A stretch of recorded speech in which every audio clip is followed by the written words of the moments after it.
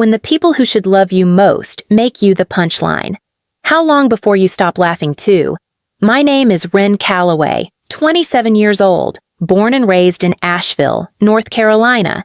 I've always been the quiet one, the kind of person who listens more than she talks, who apologizes when someone else bumps into her. Mom says I was born sensitive, like it's a flaw she's been trying to cure for decades. That Saturday, the yard buzzed with voices and the hum of summer cicadas. Smoke curled from the grill, sunlight bounced off the aluminum trays, and the smell of barbecue sauce clung to everything.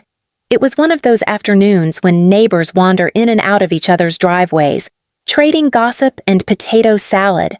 Mom Diane Calloway stood near the patio table, a glass of white wine in hand and a half-dozen people circling her like moths. She's always been magnetic in that way, her laughter loud and practiced, her words sharp enough to draw blood if you stand too close. I was tending the burgers, trying not to overcook them, when I heard my name float over the crowd. "Who wants to trade my daughter?" she said, her voice bright with amusement. "She's useless and full of trouble." A few neighbors chuckled reflexive, polite laughter. Someone murmured, "Oh, Diane," as if that excused everything. My throat tightened. I kept my eyes on the grill, flipping a burger that didn't need flipping, pretending the words didn't land the way they always did. Then a calm voice cut through the noise. "I'll take her." Every sound seemed to fall away. Marla Evans, the divorced woman from across the street, stood holding her lemonade like an offering. Her tone wasn't joking. The silence that followed was heavier than the heat. Mom's smile faltered, the corners of her mouth twitching as if searching for a way back to control. "Oh, very funny," she said, too quickly. I set the spatula down, feeling the burn of a dozen stares on my back. I didn't look at her. I didn't look at anyone. I just walked inside to refill the drinks, my hands steady, my chest hollow, knowing something invisible had just shifted. Outside, the laughter didn't start again. What hurts more, the insult itself, or realizing they meant it all along? That night, the house was too quiet. The kind of quiet that hums in your ears and makes every breath sound guilty. Mom had gone to bed early, or at least pretended to. The empty wine glass on the counter was tilted just enough to show the lip mark she always left perfect. Red. Careless. I sat at the kitchen table with the lights low, the smell of charcoal still clinging to my hair. The laughter from earlier replayed in my mind, looping until it lost shape. Every joke she'd made over the years came back one by one. How I'd never finish anything. How I was too emotional to survive in the real world. How I was lucky she hadn't given up on me yet. I used to think she was teasing, that maybe love sometimes just came with sharper edges. But that afternoon had stripped away the pretense. The refrigerator clicked off, and the silence thickened.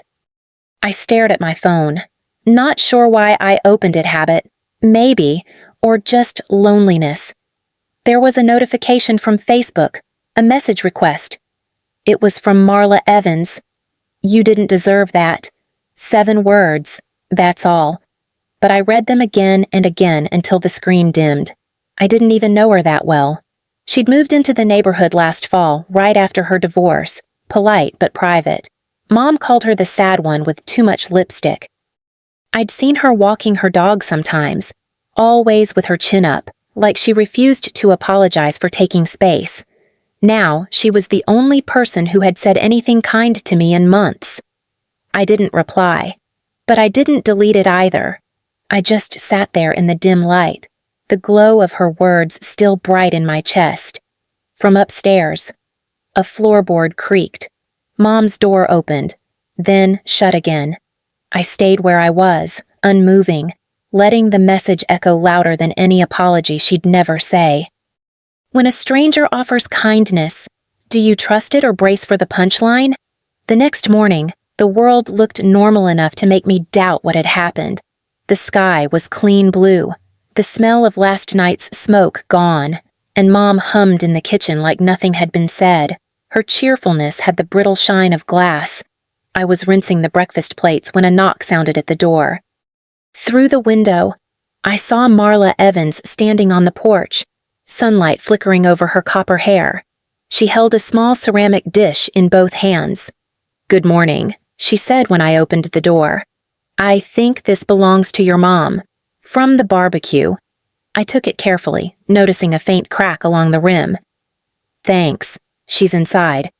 But before I could finish, Mom's voice cut through the hallway. "Marla, what a surprise!" She appeared in her robe, smile too wide, eyes too sharp. "You didn't have to come all the way over for that." Marla's smile didn't waver. "I was out walking the dog anyway." She looked at me. "Not Mom.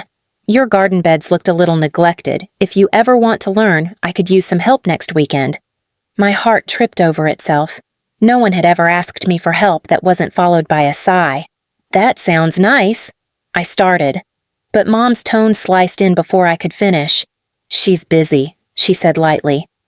"Wren's not exactly the gardening type." Marla's gaze flicked between us, reading the air.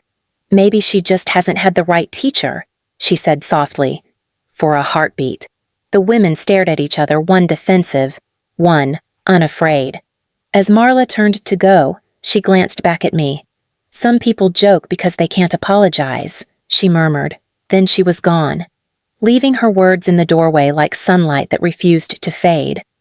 What if peace is waiting right next door but costs you the world you grew up in by the following weekend? I found myself standing in Marla's backyard, holding a pair of worn gardening gloves that didn't quite fit. The morning air smelled of wet soil and basil, and the earth was soft from last night's rain. Marla crouched beside the flower bed, sleeves rolled up, a smudge of dirt streaking her cheek. "Start with the roots," she said. "They're fragile but stubborn, kind of like people." I knelt beside her, unsure if she meant it as a joke. The quiet between us wasn't uncomfortable. It was the kind that lets you breathe. Birds rustled in the oak trees, and for once, no one was waiting for me to fail. We talked about small things at first, books she loved, the kind of music that made her feel less alone. She told me she worked remotely for a small publishing firm in Atlanta, liked having her hands in the dirt after staring at screens all day. I told her about the bakery job I'd had since high school, how the pay barely covered my bills, but the smell of bread made mornings bearable.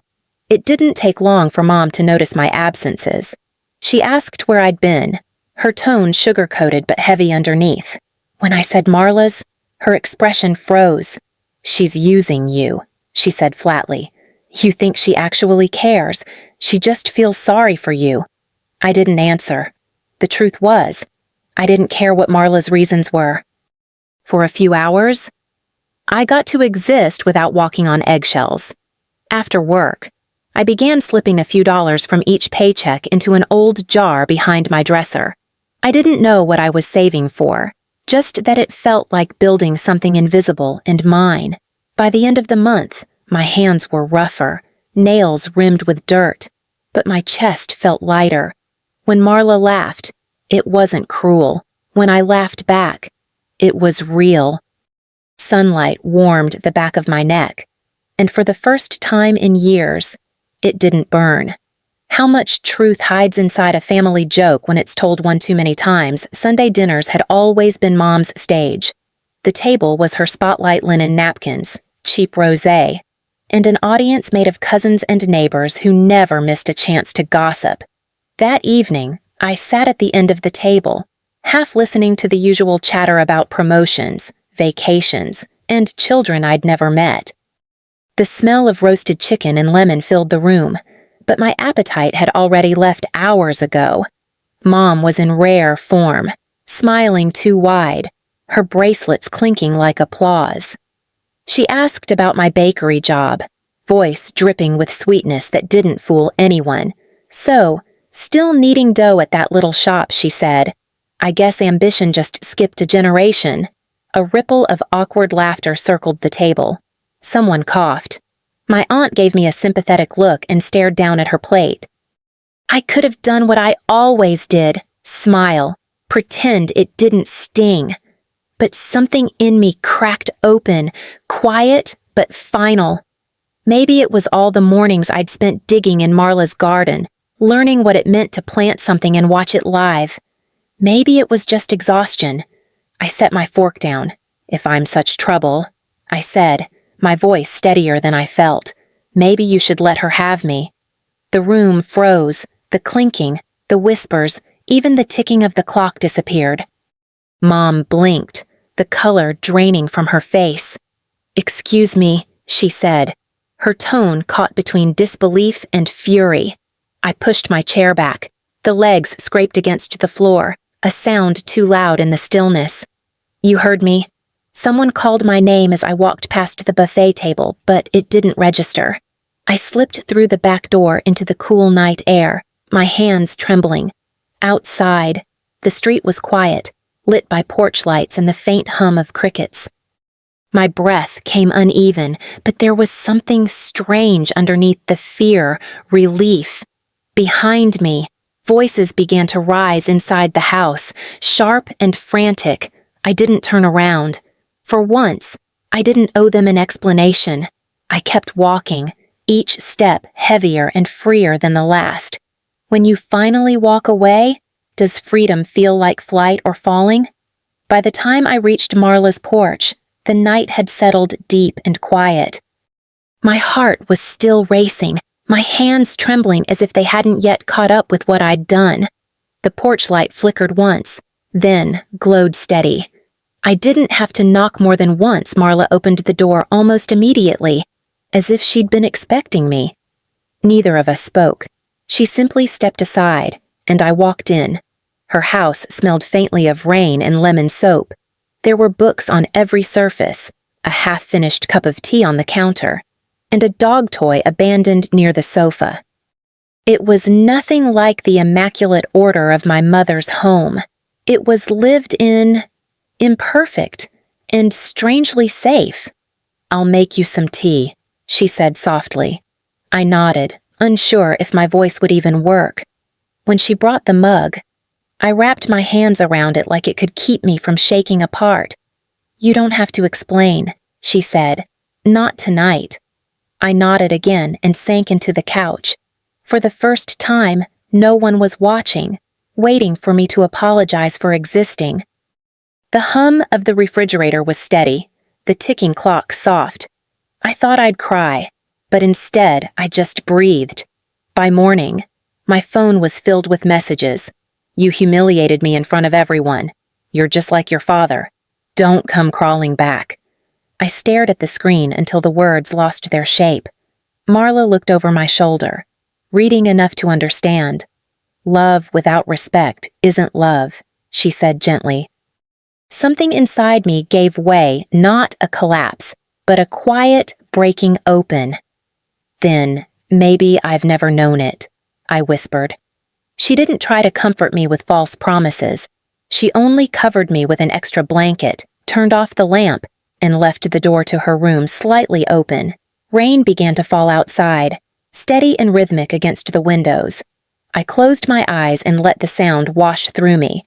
It wasn't peace exactly, but it was the closest I'd ever come. Can you rebuild yourself without becoming what broke you?